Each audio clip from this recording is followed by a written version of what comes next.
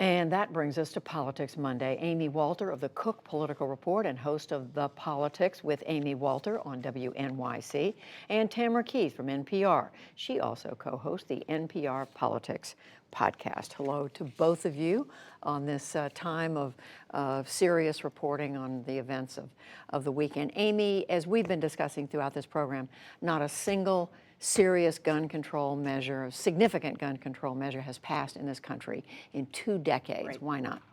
Well, let's look back at where we were in 1993 and 1994 when you had 2 major pieces of legislation passed, the Brady bill and the assault weapons ban, and look at how the makeup of the Democratic and the Republican caucuses in Congress then. You had a lot of suburban Republicans who crossed party lines, supported a Democratic president in his quest to pass gun safety legislation. You had a lot of conservative Democrats from rural areas in the South who voted against it.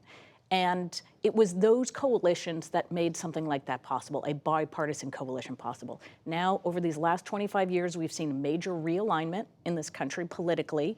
There are very few Republicans left in suburban areas, in part because of the Republican position on guns. And there are very few Democrats left in rural small-town America, in part because of the National Democratic Party's position on guns. And so what we have now are Democrats and Republicans in Congress that are geographically just so similar, right? They don't represent a diversity of geography. And so what that means is votes on guns now are purely partisan. They are no longer about the issues on the geography. You don't have a diversity within the caucus, so you're not going to have diversity in the vote.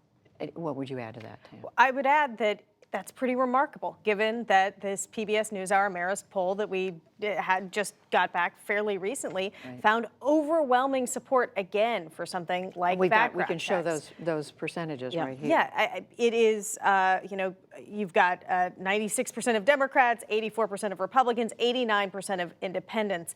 That is, I don't think that many people support apple pie.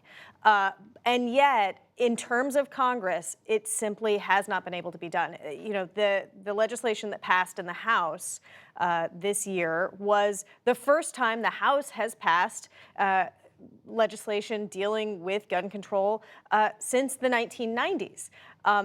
In the Senate, in 2013, there was this effort, the last serious bipartisan effort with Manchin and Toomey, a Republican senator and Democratic senator, and that was after Sandy Hook. It's the closest that they've come, and it couldn't overcome a filibuster. Toomey, Senator Toomey, the Republican from Pennsylvania, has said he wants to try to revive this and bring that back, and yet he doesn't actually want the Senate to come back into session right away because he doesn't think it has the votes. Yeah, go ahead. Could this be the impetus, Amy, to change in some way what the status quo is? Well, you had the president today saying we need bipartisan, we need unity.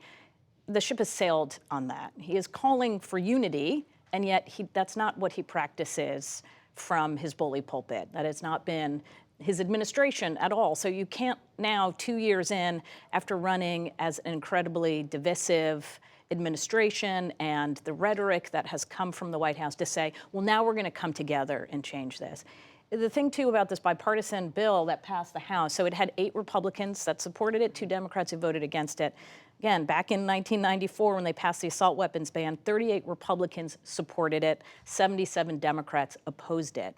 That is going back to this idea that we have just sorted ourselves, and now this polarizing, it's as much about the messenger as the message. Everyone agrees in that poll that we should do something about it, but they don't trust the other party to do it. But we are reading and hearing, Tam, about some problems in the gun lobby. The NRA has had a lot of internal issues.